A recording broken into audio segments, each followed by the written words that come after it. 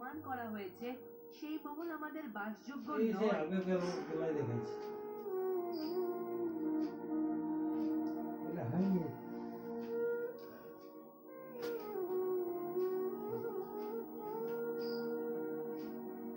প্রণাম প্রভু। হনুমান,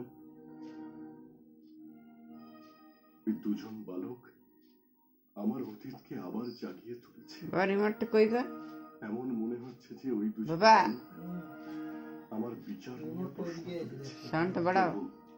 পেছনে পেছনে পেছনে আর পেছনে হাত। আপনার ন্যায়ের তো কোনো তুলনাই হয় না হনুমান। সময় আর নিয়তিও ন্যায় বিচার করে, আর তাদের ন্যায় বিচারের থেকে আর কোনো বিচার হতে পারে না।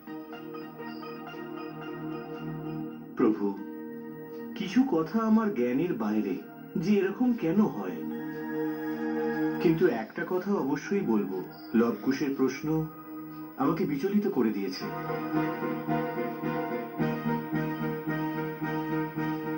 হনুমান, এই বালকদের অযোধ্যা থেকে রওনা হওয়ার ব্যবস্থা করে দাও। গুরুকুলে পৌঁছতে ওদের যেন কোনো অসুবিধে না হয়। ওদের সুরক্ষার ব্যবস্থা তোমাকেই করতে হবে। আপনি চিন্তা করবেন না প্রভু।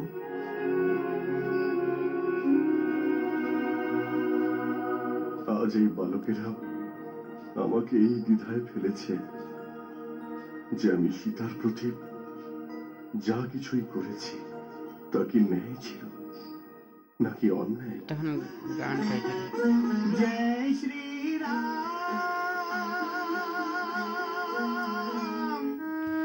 মা, কুশ, লব, এসে গেছো তোমরা? তোমাদের পিতার দর্শন করলে?